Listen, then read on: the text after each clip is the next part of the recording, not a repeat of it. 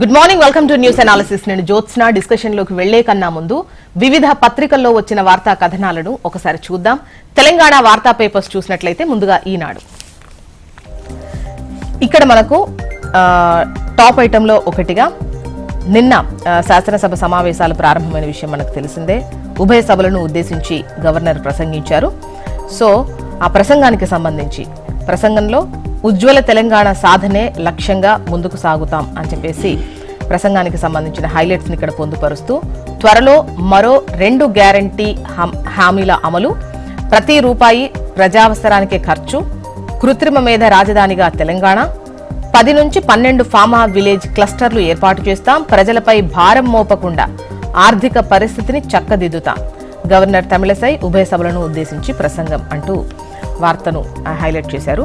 ఇక ఇసుక అమ్మకాలకు కొత్త విధానం తీసుకురావాలని రాష్ట్ర ప్రభుత్వం నిర్ణయించింది. ప్రభుత్వానికి ఆదాయం సమకూర్చడంతో పాటు అటు ప్రజల అవసరాలకు అనుగుణంగా ఉండేలా పాలసీని రూపొందించాలని అధికారులను సీఎం రేవంత్ రెడ్డి ఆదేశించారు. ఈ వార్తను నూతన ఇసుక విధానం అన్నటువంటి హెడ్లైన్ తో వార్తనిచ్చారు. ప్రభుత్వానికి ఆదాయం, అటు ప్రజల అవసరాలు తీరేలా పాలసీ ఉండాలి, అక్రమ రవాణాదారులపై కఠిన చర్యలు తీసుకోవాలి, అధికారులు పద్ధతి మార్చుకునేందుకు 48 గంటల డెడ్ లైన్ అంటూ ఈ వార్తనిచ్చారు. ఇక వారంలో కాంగ్రెస్ లోకి పట్నం దంపతులు అంటూ సీఎం రేవంత్ రెడ్డిని కలిసిన మాజీ మంత్రి పట్నం మహేందర్ రెడ్డి, ఆయన సతీమణి సునీత. ఇక కేసీఆర్ కాలం చెల్లిన ఔషధం అంటూ కాళేశ్వరం అవినీతి నుంచి దృష్టి మరల్చడానికి తెరపైకి ఈ కేఆర్ఎంబీ అంశం. ఆ ప్రాజెక్టుపై విచారణకు సిట్టింగ్ జడ్జిను ఇవ్వలేమని హైకోర్టు చెప్పింది. మీడియాతో ఇష్టాగోష్ఠిలో సీఎం రేవంత్ అంటూ వార్తనిచ్చారు. ఇక రెండింటిది ఉదాసీనతే, అటు మేడిగడ్డ మరమ్మతుల గురించి పట్టించుకొని గుత్తేదారు సంస్థ, నీటిపారుదల శాఖ, విజిలెన్స్ అండ్ ఎన్ఫోర్స్మెంట్ ఆక్షేపణ అంటూ వార్తనిస్తూ ఈ కాళేశ్వరంలో భాగమైనటువంటి మేడిగడ్డ బ్యారేజ్ మరమ్మతులు, దెబ్బతిన్నటువంటి పనులు చేపట్టే విషయంలో ఇటు గుత్తేదారు సంస్థ, అటు నీటిపారుదల శాఖ ఎంతో ఉదాసీనంగా వ్యవహరించాయి అని విజిలెన్స్ అండ్ ఎన్ఫోర్స్మెంట్ ఆక్షేపించింది అంటూ ఈ వార్తనిచ్చారు. ఇక న్యూస్ రీల్స్ విషయానికి వస్తే నిన్న గవర్నర్ ప్రసంగానికి సంబంధించి గవర్నర్తో అబద్దాలు చెప్పించారు అని చెప్పేసి మాజీ మంత్రి హరీష్ రావు ఏదైతే అన్నారో దాన్నే ఇస్తూ ఈ దావోస్ పెట్టుబడులపై శ్వేతపత్రం రిలీజ్ చేయాలి అని చెప్పేసి డిమాండ్ చేశారు. ఇక 13 వరకు అసెంబ్లీ సమావేశాలు ఉంటాయి. 10వ తేదీన ఓట్ ఆన్ అకౌంట్ బడ్జెట్ ఉంటుంది. బీఏసీ సమావేశంలో ఈ విధంగా నిర్ణయం తీసుకున్నారు. ఇక హైదరాబాద్ లో ఎన్ఐఏ సోదాలకు సంబంధించి ఒక వార్తను వీక్షణం పత్రిక సంపాదకుడు వేణుగోపాల్, మావోయిస్టు మాజీ నేత రవిశర్మ ఇంట్లో తనిఖీలు జరిగాయి. ఇక ప్రేమోన్మాది ఘాతకం, పట్టపగలు నడి రోడ్డుపై కత్తితో నరికి యువతి హత్య, అడ్డొచ్చిన ఆమె వదినపైన దాడి. ఈ ఘటన నిర్మల్ జిల్లాలో జరిగింది. ఇక ఈ యూపీఏ నాటి సవాళ్లను అధిగమించాము అని చెబుతూ ఆర్థిక వ్యవస్థను తిరిగి గాడిన పెట్టాము అని పార్లమెంట్లో అటు బీజేపీ శ్వేతపత్రం రిలీజ్ చేసినటువంటి విషయం మనకు తెలిసిందే. సో అన్యాయ దశాబ్దం, ఉద్యోగ కల్పనపై చర్యలు శూన్యం, ధరల పెరుగుదలపై మౌనం, మోదీ ప్రభుత్వ వైఫల్యాలు అంటూ అటు కౌంటర్ గా కాంగ్రెస్ బ్లాక్ పేపర్, వీళ్ళు వైట్ పేపర్ రిలీజ్ చేస్తే వాళ్ళు బ్లాక్ పేపర్ రిలీజ్ చేశారు శూన్యపత్ర పేరట. నెక్స్ట్ ఆంధ్రజ్యోతి. ఇక ఆ రోజులు అంతమయ్యాయి అంటూ నిన్న గవర్నర్ ప్రసంగానికి సంబంధించి వార్తను హైలైట్ చేస్తూ అధికారం ఉన్నదని హద్దు పద్దు లేక అన్యాయ మార్గాన ఆర్జింపబూనిన అచ్చొచ్చే రోజులు అంతమైనాయి అంటూ ప్రముఖ కవి కాళోజీ నారాయణరావు కవిత ఇది. ఈ కవితతోనే గవర్నర్ ప్రసంగాన్ని మొదలుపెట్టారు. అంటే అధికారం ఉందని హద్దు పద్దు లేక అన్యాయ మార్గాలలో ఆర్జింపాలి అని చూస్తే ఆ రోజులు అంతమైపోయాయి, అచ్చిరాదు అని చెప్పేసి దీని సారాంశం. సో ఈ కవితతోనే ప్రసంగం ప్రారంభమైంది. అదే హెడ్లైన్తో ఆంధ్రజ్యోతి బ్యానర్ ఐటంగా తీసుకుంది ఈ వార్తను. ఇక బడ్జెట్ సమావేశాల తొలి రోజు శాసనసభలో ప్రసంగం, వ్యవస్థలకు, విలువలకు, సంస్థలకు స్వేచ్ఛ, ప్రజాపాలన, నిర్దిష్ట గడువులోనే 6 గ్యారంటీలు, త్వరలోనే మరో 2, ఎంఎస్ఎంఈలు, పరిశ్రమలు, సేవారంగాలకు నూతన విధానం, సమగ్ర ఇంధన, పర్యాటక పాలసీల రూపకల్పన అంటూ ప్రసంగం కొనసాగింది. ఇక కేసీఆర్ ఎక్స్పైర్డ్ మెడిసిన్ అన్నటువంటి సీఎం రేవంత్ రెడ్డి మాటలను ఇక్కడ హైలైట్ చేస్తూ తెలంగాణ పట్ల ఆయనకు కమిట్మెంట్ లేదు, మొహం చెల్లకి అసెంబ్లీకి దూరం, పదవి పోవడాన్ని జీర్ణించుకోలేకపోతున్నారు, ప్రజలు బీఆర్ఎస్ ను పట్టించుకోవట్లేదు, కాళేశ్వరంలో అవినీతి తేలడంతో తెరపైకి కేఆర్ఎంబీ ప్రాజెక్టులు అప్పగించిందే కేసీఆర్, సాగర్ పైకి జగన్ పోలీసులను పంపితే ఏం చేశారు, ఇది తెలిసే ప్రజలు తిరస్కరించారు. ఇక పాత గ్రూప్ 1 రద్దు చేసి మళ్లీ నోటిఫికేషన్. ప్రస్తుత అసెంబ్లీలోనే కులగణనపై తీర్మానం. అసెంబ్లీ ఛాంబర్లో మీడియాతో చిట్చాట్లో ముఖ్యమంత్రి రేవంత్ రెడ్డి. ఇక ఐఏఎస్ కు 10 కోట్లు, ఆ అధికారి చెప్పినట్టే చేశా, పలు దఫాలుగా నగదు రూపంలో చేరవేశా అంటూ శివబాలకృష్ణ ఏదైతే ఏసీబీ కస్టడీలో విచారణలో మాట్లాడినటువంటి విషయాలున్నాయో వాటిని ఇక్కడ ఇస్తూ ఏసీబీ కస్టడీలో వెల్లడించిన శివబాలకృష్ణ ఐఏఎస్ ను విచారించేందుకు అటు వాళ్ళు రంగం సిద్ధం చేసుకుంటున్నారు. ప్రభుత్వ అనుమతి కోరిన ఏసీబీ అధికారులు, బడా స్థిరాస్తి సంస్థలపైన ఏసీబీ ఫోకస్, డొల్ల కంపెనీలు, బినామీలపై ఐటీ నజర్, నిధుల మళ్లింపుపై రంగంలోకి ఎన్ఫోర్స్మెంట్ డైరెక్టరేట్. సాగునీటి శాఖలో ఎన్నికల టెండర్లు రద్దు. అసెంబ్లీ ఎన్నికలకు ముందు పిలిచిన బీఆర్ఎస్ ప్రభుత్వం వాటితో ఏ ఉపయోగం లేదని కాంగ్రెస్ భావిస్తోంది. పనులు దక్కించుకొని ముడుపులు చెల్లించిన కాంట్రాక్టర్లు ఇప్పుడు ఆ టెండర్లు రద్దు చేయనుండడంతో లబోదిబోమంటున్నారు. తక్కువ వ్యయం ఎక్కువ ఆయకట్టు సూత్రంతో రీటెండర్లు అంటూ వార్తను హైలైట్ చేసింది ఆంధ్రజ్యోతి.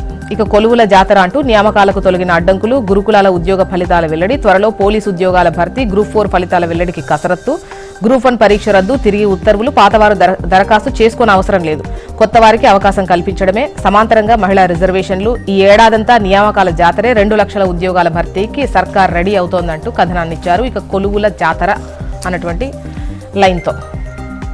నెక్స్ట్ నమస్తే తెలంగాణ. ఇక్కడ టీఎస్పీఎస్సీ ద్వారా 2 లక్షల కొలువులు ఇస్తాం, నిర్దిష్ట సమయంలో 6 గ్యారంటీల అమలు, ఉభయ సభలను ఉద్దేశించి గవర్నర్ తమిళసై అంటూ వార్తను హైలైట్ చేసింది నమస్తే తెలంగాణ.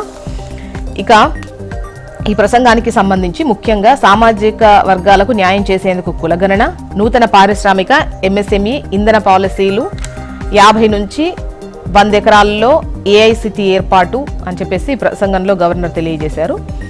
సో దీంతో పాటు అయితే ఈ ప్రసంగానికి సంబంధించి మాజీ మంత్రి హరీష్ మాట్లాడుతూ అన్ని అర్ధ సత్యాలే, రుణమాఫీ, పంట బోనస్, నిరుద్యోగ భృతి ప్రస్తావన ఎక్కడ, గ్యాస్, గృహజ్యోతి మినహా మిగిలిన హామీల సంగతి ఏంటి, మిగిలింది 40 రోజులే, ఈలోగా కోడొస్తే అన్నటువంటి క్వశ్చన్తో మాట్లాడినటువంటి విషయం. ఇక ఓవరాల్గా చూస్తే బడ్జెట్ భేటీ అయితే 4 రోజులే, 12 రోజులు నడపాలని బీఆర్ఎస్ కోరింది. కేసీఆర్ కోరినా కూడా బీఏసీ సమావేశానికి హరీష్ ను అనుమతించలేదు అని చెప్పేసి వార్తనిచ్చారు. మరోవైపు ప్రతిపక్ష నేతకు ఇరుకు గది, సంప్రదాయానికి విరుద్ధంగా ఛాంబర్ తొలగింపు అన్నటువంటి వార్తను హైలైట్ చేశారు. ఇక పెన్షనో రామచంద్ర అంటూ పెన్షన్ల కోసం ఎదురు చూస్తున్నారు, ఇంతవరకు పెన్షన్ పడలేదు అన్నటువంటి వార్తను నమస్తే తెలంగాణ ప్రచురించింది. నెక్స్ట్ వెలుగు. ఇక్కడ నేటి నుంచి నాగోబా జాతర ఉంది, పేరు పక్కనే పైన టాప్ లో ఉంది ఈ ఐటమ్. ఆదిలాబాద్ జిల్లా ఇంద్రవెల్లి మండలం కేస్లాపూర్లో ఇవాల్టి నుంచి 3 రోజుల పాటు నాగోబా జాతర జరుగుతుంది. దానికి సంబంధించి ఏర్పాట్లు పూర్తయ్యాయి అంటూ ఈ వార్తనిచ్చారు. కేసీఆర్ బేషరం మనిషి అంటూ వెలుగు ఈ కథనాన్ని ప్రచురించింది. రేవంత్ రెడ్డి మాటలను ప్రస్తావిస్తూ ఆయన ఎక్స్పైరీ మెడిసిన్ అంటున్న సీఎం రేవంత్ రెడ్డి, అసెంబ్లీ సమావేశాలకు కేసీఆర్ రాడేమో, వస్తే మంచిది, గవర్నర్ ప్రసంగానికి రాలే, ప్రతిపక్ష నేత చిత్తశుద్ధి ఇదేనా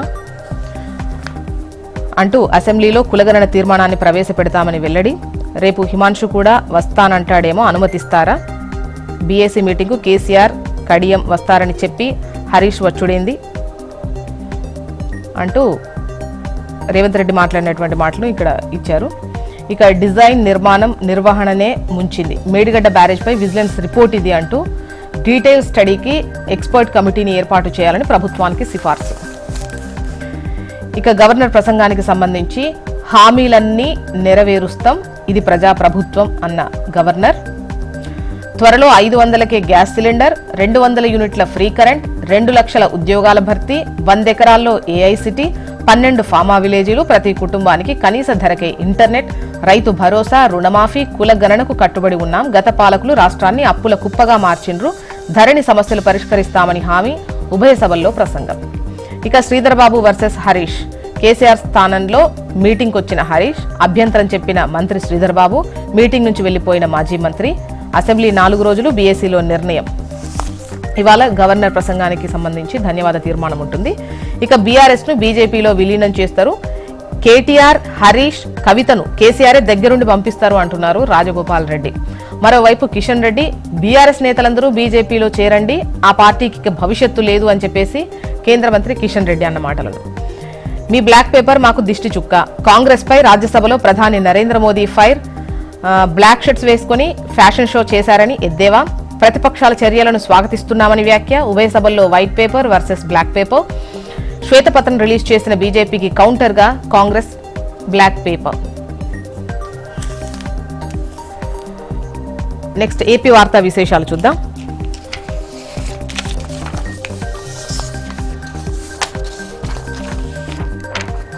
ఈనాడు ఏడాదిలో 341 రోజులు అప్పుల్లోనే, 152 రోజులు ఓవర్ డ్రాఫ్ట్ లో, ఒక సంవత్సరంలోనే 149 కోట్ల వడ్డీ చెల్లింపు. వైసీపీ ప్రభుత్వ 2022-23 ఆర్థిక ముఖ చిత్రం. ఇవి కాగ్ తేల్చినటువంటి లెక్కలు అని చెబుతూ ఈ వార్తను హైలైట్ చేసింది ఈనాడు. ఆశాలపై పోలీసుల నిర్బంధ కాండ, డిమాండ్ల సాధనకు గర్జించిన కార్యకర్తలు అంటూ వార్తనిచ్చారు. 11 నుంచి లోకేష్ శంఖారావం. యువగలంతో వెళ్లని నియోజకవర్గాల్లో మళ్లీ పర్యటన ఉంటుంది. తొలి విడత ఉత్తరాంధ్రలోని 31 స్థానాల్లో నిర్వహణ ఉంటుంది. ఇచ్చాపురంలో తొలి సభ ఉంటుంది. నెక్స్ట్ ఆంధ్రజ్యోతి, మూడ్ మారుతోంది అంటూ టీడీపీ గెలుపు ఖాయం, వైసీపీ ఓటమి తథ్యం అంటూ ఇండియా టుడే సర్వే ఇది అని చెబుతూ ఆంధ్రజ్యోతి ఈ కథనాన్ని హైలైట్ చేస్తూ ఇదే బ్యానర్ ఐటంగా ఇచ్చారు. ఆశాలపై దుశ్శాసనం అని చెబుతూ వారి యొక్క ఉద్యోగ భద్రత కోసం వారు చేస్తున్నటువంటి డిమాండ్లపై ఒకవైపు దుశ్శాసన పర్వం కొనసాగుతోంది, పోలీసులు కట్టడి చేస్తున్నారు అని చెప్పేసి ఈ వార్తను హైలైట్ చేశారు. పోలీసుల నిర్బంధ కాండ అంటూ. నెక్స్ట్ సాక్షి, దొరికారు దొంగలు. A1 Chandrababu, A2 Narayana, A3 Lingamaneni, A4 Lokesh అంటూ ఐఆర్ఆర్ కుంభకోణం కేసులో సిఐడి దూకుడు అంటూ ఈ వార్తనిచ్చారు.